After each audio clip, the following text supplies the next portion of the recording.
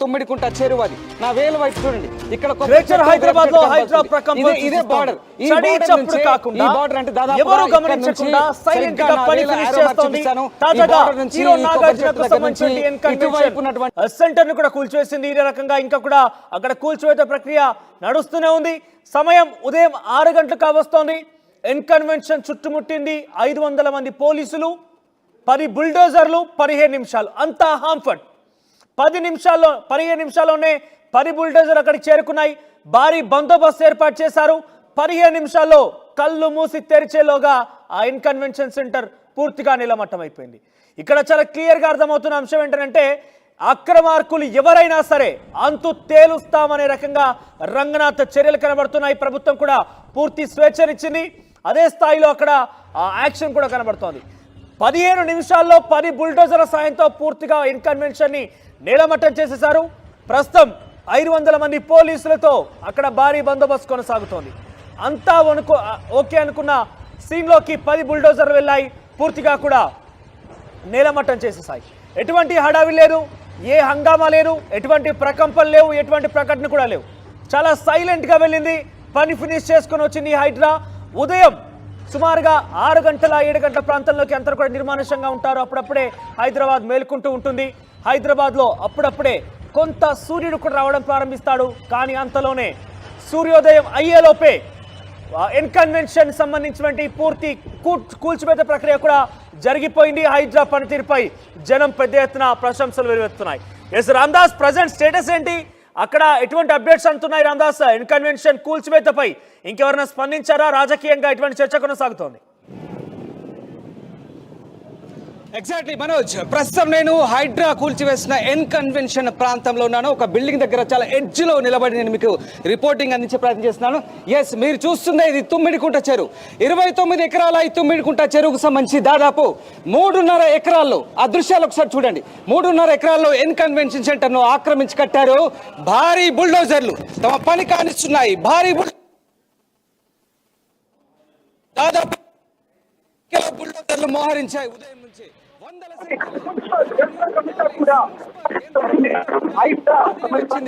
హైడ్రా సంబంధించినటువంటి యంత్రాంగం అంతా కదిలి వచ్చి దాదాపుగా ఎన్కన్వెన్షన్ సెంటర్ లో ఉన్నటువంటి 3.5 ఎకరాల కబ్జానంతా కూడా డెమాలిష్ చేస్తోంది ఆ దృశ్యాలు మీరు చూస్తున్నారు నేను ఇంతకుముందే మీకు చెప్పాను ఒకసారి మనోజ్ అదే కూల్చివేస్తున్న ఆ ప్రాంతంలో నేను ఒకసారి ఒక ఈవెంట్కి హాజరయ్యానని మీకు చెప్పాను ఆ ప్రాంతంలోనే ఈవెంట్లు జరిగేవి ఈ ప్రాంతంలో భోజనాలు పెట్టేవారు అక్కడే పెద్ద కన్వెన్షన్ హాల్ ఉంది ఇప్పుడు అదంతా నేలమట్టమైంది మనోజ్ క్లియర్గా చూడండి పూర్తిగా శిథిలాలుగా మారిపోయింది ఆ నేలమట్టమైన ప్రాంతమే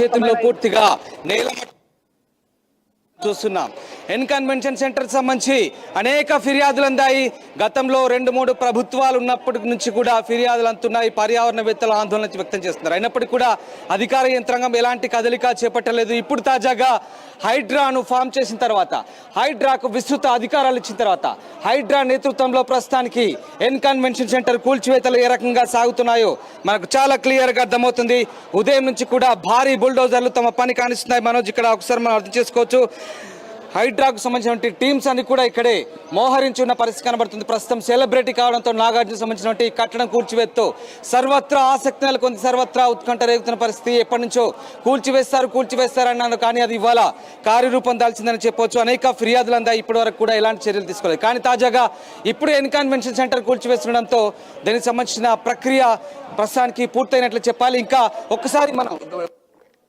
గణేష్కి చెప్పి క్లోజ్గా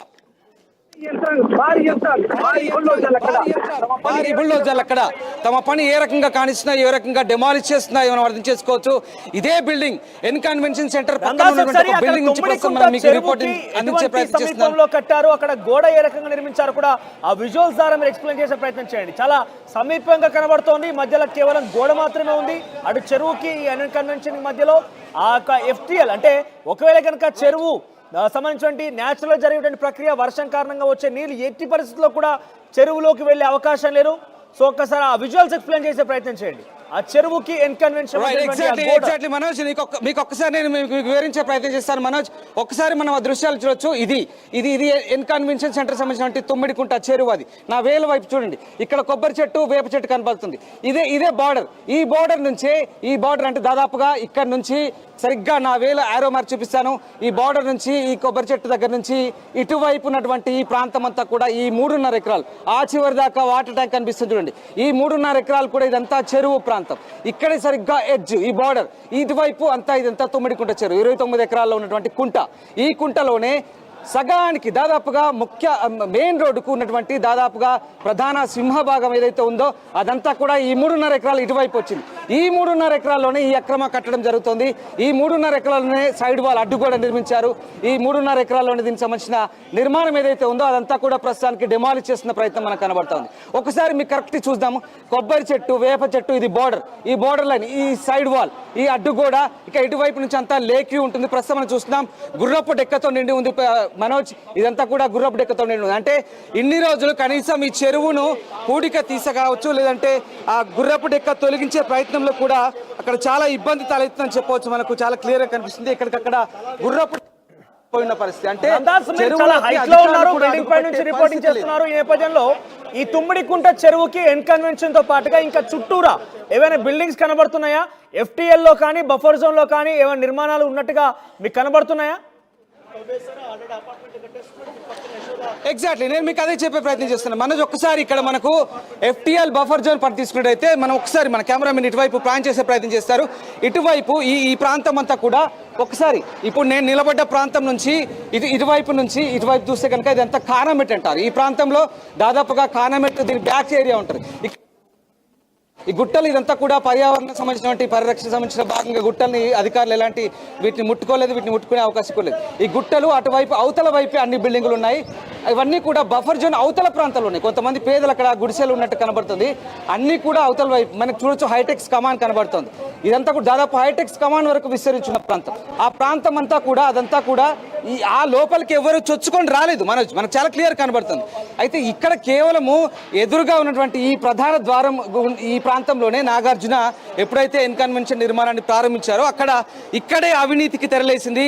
అవినీతి అధికారులు చాలా చక్కగా సహకరించారు 100కు 100%. ఇక్కడ ఎందుకంటే FTL పరిధిలో ఉన్నటువంటి ఈ ఏదైతే ప్రధాన ఎంట్రీ ద్వారం ఉందో ఈ ద్వారం దగ్గర చక్కగా కబ్జా చేసి చక్కగా ఎన్ కన్వెన్షన్ నిర్మించి ఇన్నాళ్ల పాటు దాన్ని అనుభవించారని చెప్పవచ్చు. దాన్ని రకరకాల వాణిజ్య కార్యకలాపాలకు ఉపయోగించారని చెప్పవచ్చు. మరి ఆ రకమైన అనుమతులు వచ్చాయంటే ఏ రకంగా హీరో కాబట్టి, నాగార్జున సెలబ్రిటీ కాబట్టి ఏ రకంగా ఇన్ఫ్లుయెన్స్ చేయగలిగాడు, అధికారులను ఏ రకంగా ఇన్ఫ్లుయెన్స్ చేయగలిగాడని చాలా క్లియర్ గా అర్థమవుతుంది. ఇక ఇటువైపు నుంచి ఇంకొక రోడ్ దారి ఇక్కడ హైడ్రా అయితే చర్యలు చేపడుతుందో కేవలం వారికి సంబంధించినటువంటి 3.5 ఎకరాల్లో మాత్రమే కట్టడాలు కూల్చివేస్తుందా లేదా పూర్తిగా ఎన్ కన్వెన్షన్ కూల్చివేస్తుందా?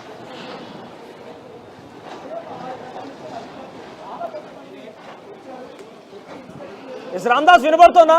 ఇక్కడ ఏదైతే ఆ తుమ్మిడికుంటకు సంబంధించినటువంటి ఆ ప్రాంతంలో ఉన్నటువంటి 3.5 ఎకరాలు మాత్రమే కూల్చివేస్తుందా లేదంటే పూర్తిగా కట్టడాలు కూల్చివేస్తున్నారా? ఎస్ మనోజ్ ఒక్కసారి చూడండి, పూర్తిగా ఆ బిల్డింగ్ డెమాలిష్ అవుతుంది. మనోజ్ ఒకసారి చూడండి క్లియర్ గా, ఒకసారి క్లోజ్ గా మన వీడియో జర్నలిస్ట్ గణేష్ మీకు చూపించే ప్రయత్నం చేస్తారు. భారీ బుల్డోజర్ పూర్తిగా డెమాలిష్ చేస్తున్నారు. ఆ పెంకులతో ఉన్నటువంటి ఏదైతే ఆ ప్రాంగణం ఉందో ఇప్పటిదాకా రేకుల ప్రాంగణాన్ని శిథిలావస్థగా మార్చారు. ఇప్పుడు ఏకంగా సిమెంట్ కాంక్రీట్ తో నిర్మించిన బిల్డింగే నేలమట్టం అవుతుంది. ఎస్ చూడండి, ఎగ్జాక్ట్ గా అదే బిల్డింగ్ ని ప్రస్తుతం నేలమట్టం చేస్తున్నారు. ప్రత్యక్ష ప్రసారం ద్వారా RTV స్క్రీన్ పై మీరంతా చూసే ప్రయత్నం చేస్తున్నారు. నేలమట్టం జరుగుతున్నట్టు ఆ బిల్డింగ్ సంబంధించినటువంటి దృశ్యాలు మనం ప్రత్యేకంగా చూడొచ్చు. ప్రస్తుతానికి భారీ బుల్డోజర్, భారీ యంత్రం ఆ ప్రాంతం అంతా కూడా పూర్తిగా కూల్చివేత కొనసాగుతుంది. భారీ యంత్రం అక్కడ కూల్చివేత జరుగుతుంది. ఒకసారి మనం డైరెక్ట్ గా చూడొచ్చు. భారీ క్రేన్లు, బుల్డోజర్లు, JCBలు పెద్ద ఎత్తున మోహరించిన పరిస్థితి ఉంది. ప్రస్తుతానికి చెరువు ఆనుకొని ఉన్న అడ్డుగోడ ప్రాంతం రిటైనింగ్ వాల్ ఏదైతే ఉందో ఆ రిటైనింగ్ వాల్ ఏరియా అంతా కూల్చివేత కంప్లీట్ అయిపోయింది. ఇక అక్కడి నుంచి ఇటువైపు వెళ్ళారు. అక్కడి నుంచి సరిగ్గా ఆఫీసు, కార్పొరేట్ ఆఫీస్ ఏదైతే ఉందో రిసెప్షన్ కార్యాలయమో ఆఫీసు ఆ ప్రాంతం మీద పడ్డారు. ఈ రేకుల షెడ్ అంతా కూడా కూల్చివేస్తారు. అదంతా కూడా శిథిలావస్థగా మారింది. ఇక అక్కడ నుంచి ఆ మెయిన్ కాంక్రీట్ బిల్డింగ్ ఏదైతే ఉందో, స్లాబ్ ఏదైతే ఉందో దాన్ని కూల్చివేస్తున్నారు. ఇక ఒకసారి చూడండి ఆ భారీ కట్టడం ఒక్కసారి ఎలా కూల్చివేస్తున్నారు చూడండి. పూర్తిగా నేలమట్టం చేస్తున్నారు. భారీగా ఆ యంత్రాలతో గట్టిగా అదుముతూ గట్టిగా దున్ని పారేస్తున్నారు. ఒక రకంగా ఎన్ కన్వెన్షన్ ని దున్నేస్తున్నారు అధికారులు. ఎన్ కన్వెన్షన్ ని పూర్తిగా నేలమట్టం చేస్తున్నారు. భారీ భారీ యంత్రాల సాయంతో మనం ప్రత్యక్షంగా చూడొచ్చు. హైడ్రా నిజంగా మనోజ్ దడ పుట్టిస్తోంది. అక్రమ కట్టడాలపై ఉక్కుపాదం మోపుతుంది. రంగనాథ్ నేతృత్వంలోని హైడ్రా ఎంతటి విస్తృత విశేష అధికారాలు ఇచ్చారో ఈ దృశ్యాలే మనకు ప్రత్యక్ష తార్కాణం. మనోజ్ హైడ్రా అంటే కేవలం మంచి కాదు. ఒక మాట మీకు చెప్పే ప్రయత్నం చేస్తాను. హైడ్రా పరిధి ఏంటండి. హైడ్రా హైదరాబాద్ సంబంధించి విపత్తుల నిర్వహణ సంస్థ, దాంతోపాటు ఆస్తుల పరిరక్షణకు ఉద్దేశించిన సంస్థ. ప్రస్తుతం ఈ సంస్థ ఆధ్వర్యంలో ఒకసారి చెప్తాను మనోజ్, ఉమ్మడి హైదరాబాద్ ఉమ్మడి రంగారెడ్డి జిల్లా అంటే హైదరాబాద్, రంగారెడ్డి, మేడ్చల్, మల్కాజ్గిరితో పాటు సంగారెడ్డి ప్రాంతం అంటే అమీన్పూర్ వరకు కూడా దాదాపుగా విస్తరించిన ప్రాంతం, పటాన్ చెరువు వరకు కూడా జీహెచ్ఎంసీ విస్తరించిన ప్రాంతం.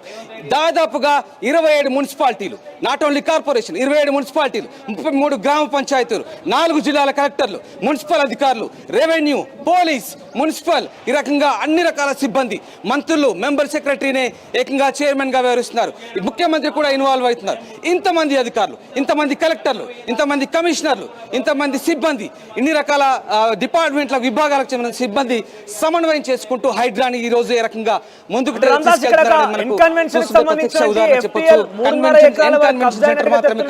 ఈ 4 జిల్లాల పరిధిలో ఉన్నటువంటి అక్రమ కట్టడాలపై ఉక్కుపాదం మోపుతున్నారు.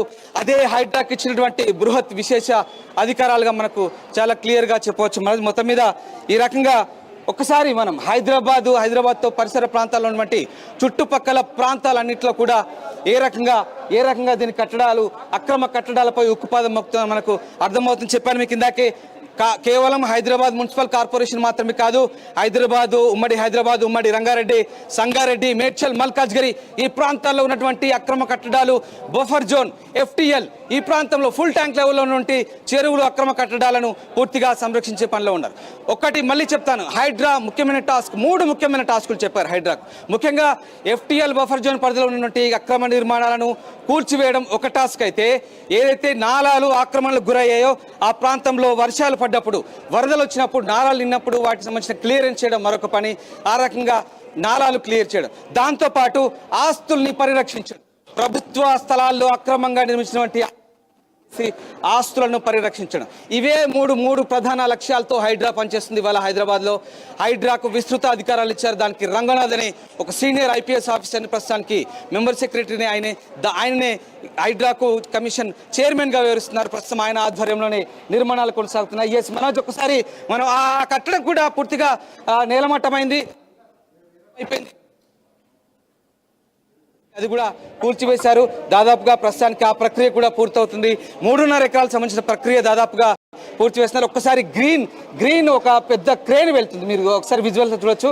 ఆ శిథిలాన్ని భవిష్యత్ తొలగించే ప్రయత్నంలో భాగంగా అది ముందుకెళ్తున్నట్టు కనబడుతుంది. భారీ క్రేన్లు, భారీ బుల్డోజర్లు, భారీ యంత్రాంగం, వాట్ నాట్. అసలు ఒక్కటి కాదు, హైడ్రా పనితీరు అనేది ఇక్కడే చాలా ప్రత్యక్షంగా హైదరాబాద్ వాసులే కాదు, తెలంగాణ వాసులు మనం చాలా క్లియర్గా గమనించవచ్చు. హైదరాబాద్లో ఏం జరుగుతుంది, హైడ్రా అనేది ఎంత సంచలనంగా మారిందనేది ఒకసారి మనకు చాలా క్లియర్గా అర్థమవుతుంది. ఒక్కసారిగా నాగార్జున కన్వెన్షన్ సెంటర్ను కూల్చివేసే ప్రక్రియ సాధ్యమేనా అనుకున్నారు మనోజ్, కానీ నాగార్జున సామాన్యుడు కాదు, సెలబ్రిటీ కాదు, ఎవరైనా ఒక్కరే అనే అంశానికి ఇక్కడ మనకు బలం చేకూరుస్తుంది. ఖచ్చితంగా అక్రమాలు చేస్తే, ఆక్రమణలు చేసి కట్టడాలు కడితే ఎవరిని ఉపేక్షించే లేదనడానికే ఇది ఒక ప్రత్యక్ష తార్కాణంగా మనకు కనబడుతోంది. ఎవరైనా కాదు, ఇక్కడ నాగార్జున పేరు మాత్రమే పదే ఊటంకించడం RTV ఉద్దేశం కాదు. ఎవరైనా కావచ్చు, సెలబ్రిటీ ఎవరైనా కావచ్చు, ఈవెన్ నాగార్జున, ఈవెందో ఎవరైనా సరే, మంత్రి అయినా సరే, మాజీ మంత్రి అయినా సరే, ఇంకొక సినిమా యాక్టర్ అయినా సరే, ఇంకొక సెలబ్రిటీ అయినా సరే, అక్రమ కట్టడాలు ఉంటే గనక కూల్చివేత జరుగుతుంది అనడానికి ఇది ఒక హెచ్చరిక, ఇది ఒక ప్రధాన ఇండికేషన్గా మనం చెప్పవచ్చు. ఈరోజు హైదరాబాద్లో జరుగుతున్న ఈ అక్రమ కట్టడాల కూల్చివేతనే మనకు ప్రత్యక్ష ఉదాహరణగా మనం చెప్పవచ్చు. మొత్తం మీద హైడ్రా అయితే ప్రస్తుతానికి తన పని కొనసాగిస్తోంది. ఎప్పుడెప్పుడు చాలా మంది మనోజ్ నిన్న మొన్నటి వరకు కూడా కొన్ని స్టోరీలు ప్లే చేశాం. హైడ్రా నాగార్జున కన్వెన్షన్ సెంటర్ కూల్చివేత అంటూ thumbnails పెట్టి మనం స్టోరీలు ప్లే చేస్తే జనాలు ఎంత ఈగర్గా వెయిట్ చేస్తారో, ఎంత వ్యూవర్షిప్ వచ్చిందో మనకు తెలుసు. అది వేరే విషయం. అన్ని మీడియా సంస్థలు దాన్ని ప్రముఖంగా ప్రశ్నించాయి. కానీ ఇప్పుడు ప్రత్యక్షంగా ఇవాళ ఈ కూల్చివేతలు జరుగుతుంటే ఆ వార్తలకు ఇవాళ బలం చేకూరిందని చెప్పవచ్చు.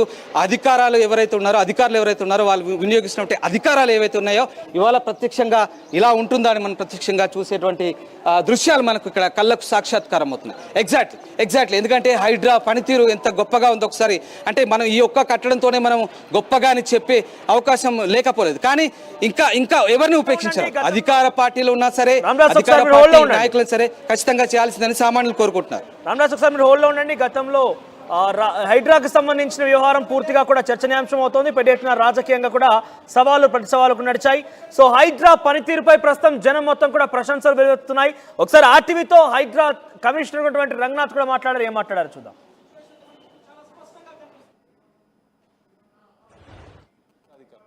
ప్రస్తుతం మనం చెరువులు, కబ్జాలు, కూల్చివేతలు, అక్రమార్కులు ఎవరైనా సరే కూల్చడం మాత్రం పక్కా అంటున్నారు హైడ్రా అధికారులు. ప్రస్తుతం మనం హైడ్రా కమిషనర్ ఏవి రంగనాథ్ సార్తో ఉన్నాం. మరిన్ని వివరాలు వారిని అడిగి తెలుసుకుందాం. సార్ చెప్పండి, హైడ్రా లక్ష్యం ఏంటి? చెరువులు, కబ్జాలు, ఈ కూల్చివేతలపై మీరేమంటారు? హైడ్రా లక్ష్యం కేవలం చెరువులు ఇది కూల్చివేతలు ఒక్కటే కాదు. దీంట్లో మీకు చూస్తే హైడ్రా అనేది అది ఒక యాక్రోనిమ్. దాని ఏంటంటే Hyderabad disaster response and asset protection agency. అంటే డిజాస్టర్ రెస్పాన్స్, విపత్తులు ఏమైనా వచ్చినప్పుడు దానికి వెంటనే త్వరగతిన మనకు వెంటనే దానికి రెస్పాండ్ అవ్వటం అనేది అది ఉంటుంది. నెక్స్ట్ తర్వాత అసెట్ ప్రొటెక్షన్ అంటే ఏంటి? మన అన్ని గవర్నమెంట్ అసెట్స్ లేకపోతే దీనికి సంబంధించిన ఇది డిజాస్టర్కి related assets, especially like lakes, చెరువులు ఉంటాయి, నాలాలు ఉంటాయి, లేకపోతే కనుక పార్కులు కూడా మనకు ఉంటుంది ఈకోసిస్టమ్ని ప్రొటెక్ట్ చేయడానికి. నెక్స్ట్ దీంతోపాటు మన గవర్నమెంట్ ల్యాండ్స్ కూడా ఉన్నాయి మాకు స్కోప్లో. నెక్స్ట్ ఇంతేకాకుండా ఈవెన్ లేఅవుట్స్లో ఓపెన్ స్పేసెస్ ఉంటాయి. అంటే ఓపెన్ స్పేసెస్ అంటే ఇప్పుడు ఏదో అది ఆఫీస్ కనో లేకపోతే స్కూల్ కనో దేనికో కేటాయించారనుకోండి, దాని తర్వాత అక్కడ అసోసియేషన్ వాళ్ళు అమ్మేయటమో లేకపోతే కొత్త లేఅవుట్ తీసుకొచ్చి ఆ పాత లేఅవుట్ మీద వాళ్ళు ఏమైనా చేయటమో ఇట్లాంటివి చేస్తే కూడా మా స్కోప్ ఆఫ్ వర్క్లో వస్తుంది. సో ఇవన్నీ కూడా ఏంటంటే అసెట్స్ ప్రొటెక్షన్ ఎందుకు మనకు ముఖ్యం? డిజాస్టర్ మేనేజ్మెంటు లేదా డిజాస్టర్ రెస్పాన్స్ మనం దాన్ని ఎఫెక్టివ్గా హ్యాండిల్ చేయాలంటే చెరువులు చాలా కీలకమైన భూమిక పోషిస్తాయి. ఎందుకు అన్ని చోట్ల కూడా ఇప్పుడు బెంగళూరులో చూస్తున్నారు, ప్రతి సిటీలో కూడా మీరు ఆల్మోస్ట్ ఎవ్రీ సిటీలో కూడా ఈ చెరువులు అనేది కీలకమైన పాత్ర పోషిస్తున్నాయి. దానికి ఇప్పుడు దాన్ని మళ్ళీ ఏంటంటే దాని పూడిక అంతా కూడా తీయటము, దాన్ని రివైవ్ చేయటం అనేది చాలా ఇంపార్టెంట్ అనమాట డిజాస్టర్స్ని మనం ప్రివెంట్ చేయటంలో. ఎందుకంటే మనకి మీకు తెలుసు అన్ని చెరువులు కూడా దాదాపుగా కబ్జా అయి ఉన్నాయి. నిన్న మేము చూపించాం ఇక్కడ పవర్ పాయింట్ ప్రజెంటేషన్లో కూడా 56 చెరువులకు సంబంధించిన ఒక స్టడీ ఏదైతే ఉందో ఆ study national remote sensing agency చేసిన దాంట్లో దాదాపు 60% మనకి చెరువులంతా కూడా కబ్జా అయ్యాయి. ఇది 2023 దాకా ఉన్న డేటాని, అంటే 1979 నుంచి 2023 దాకా 44 సంవత్సరాల్లో దాదాపు 60% పైన చెరువులు మొత్తం ఎంక్రోచ్ అయినాయి. అది 24 అంటే ఇంకో 1 year కూడా కలిపితే బహుశా అది ఇంకా కాస్త ఎక్కువ ఉండొచ్చు. ఇదే మనం ఇట్లానే వదిలేస్తే కనుక ఇంకో 10 ఏళ్ళకి బహుశా నేను అనుకోవటం ఇంకా 5-10% కూడా మిగలదు అనమాట చెరువులు. అంటే ఇది చాలా మనము క్రిటికల్ పరిణామాలు, ఇవన్నీ కూడా చాలా డేంజరస్ పరిణామాలు. అంటే ముందు చెరువులు లేకపోతే కనుక ఏమవుతుంది? సింపుల్, మీకు వర్షం పడ్డప్పుడు చెరువులన్నీ పూర్తి చేస్తున్నారు, అక్కడ ఇల్లులు వస్తున్నాయి. ఇల్లు వస్తే కనుక వర్షం ఆ చుట్టుపక్కన క్యాచ్మెంట్ ఏరియా ఉంటుంది. క్యాచ్మెంట్ ఏరియా అంటే వర్షం ఎక్కడ పడితే కనుక ఆ ఏరియాలో పడ్డ వర్షం పారుకుంటూ, దాన్ని రన్ ఆఫ్ అంటాం, పారుకుంటూ వచ్చి మళ్ళీ ఎక్కడికి వస్తుంది? చెరువులోకే రావాలి. చెరువులో పూడిస్తే కనుక ఎక్కడ పోద్దా నీళ్ళు? ఆ చెరువులోనే ఆ చుట్టుపక్కల ఎక్కడే ఉంటుంది.